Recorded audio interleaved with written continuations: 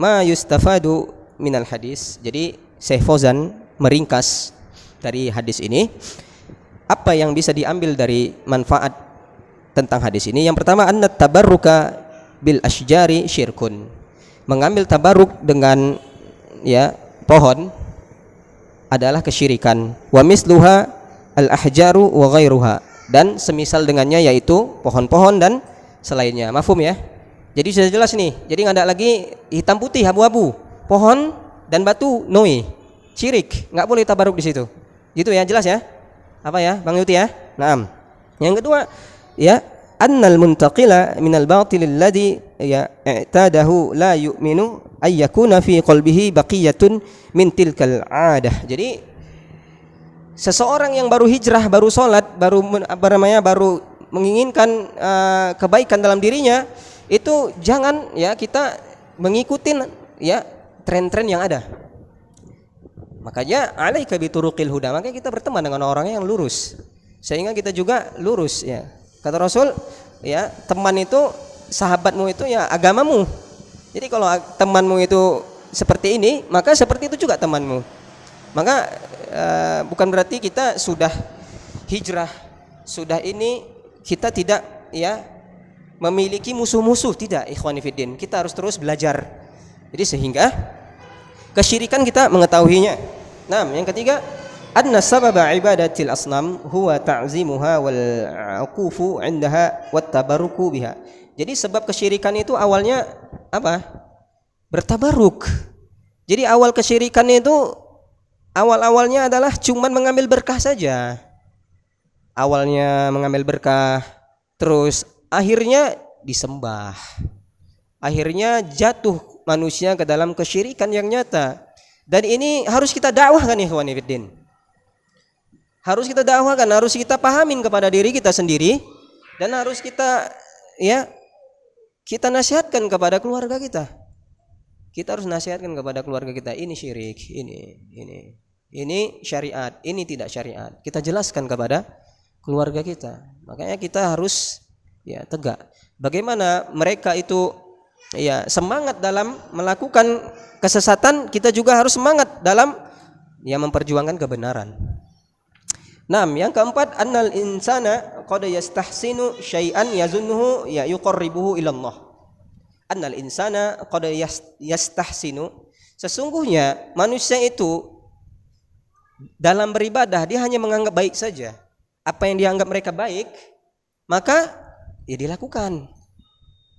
Ya, apa yang mereka anggap baik, mereka lakukan. Dan ini adalah sebuah permasalahan. Ya. Contohnya seseorang, sunnah ini kan gampang ya. Sunnah ini ya kita kalau lakukan ya simple. Cuman kita yang banyak membuat perubahan-perubahan sehingga menyulitkan. Contohnya ketika mayat dimasukkan di dalam liang kubur, ada enggak talqin? Wahai fulan, kecantikanmu telah hilang, ketampananmu telah reda, atau segala macam lah. Nah, itu hal seperti itu adalah hal-hal yang dianggap bagus oleh masyarakat, tapi Rasulullah tidak pernah melakukan hal seperti itu. Yang disyariatkan adalah Rasulullah ya. Di situ ya satu orang memberikan nasihat kematian kepada jamaah. Ya, sambil dikubur, sambil memberikan nasihat, sudah pulang gitu.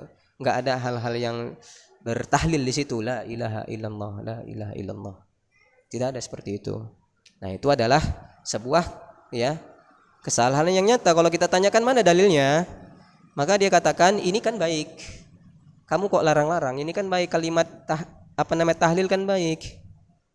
Talqin kan baik untuk menguatkan hati si mayit. Memangnya bisa? Kalau bisa ya udah rame-rame kita ya kan. Kita bilang, "Wak, nanti Wak mau tanya ini, Wak." Wak jawab ini, Wak. Apakah bisa? Bisa, Yang? Enggak bisa. Nah, jadi seperti itu contohnya. Ya, yazunnuhu yuqarribuhu, dan lebih parahnya lagi, mereka menganggap hal itu bisa yuqarribuhu ilallah. Nah, itu bisa mendekatkan diri mereka kepada Allah.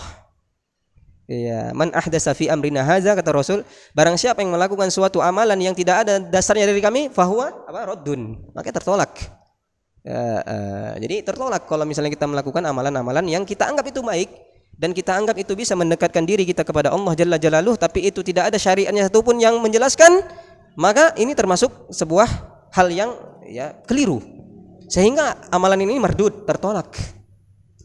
Makanya ketika kita melaksanakan sunnah, maka belajarin sunnah-sunnahnya Nabi ketika selesai sholat ngapain.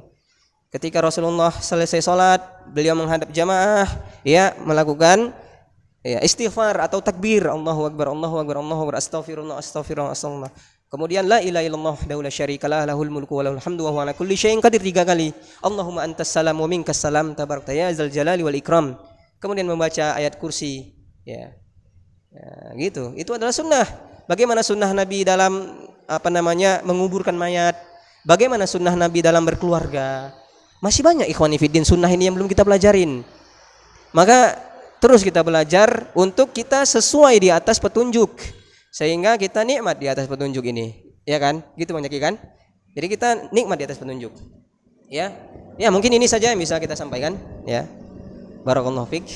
Ya, mungkin kalau ada pertanyaan, ya, kalau ada pertanyaan, fadhal silahkan. Kalau enggak kita selesai. Nah, barakallahu fik.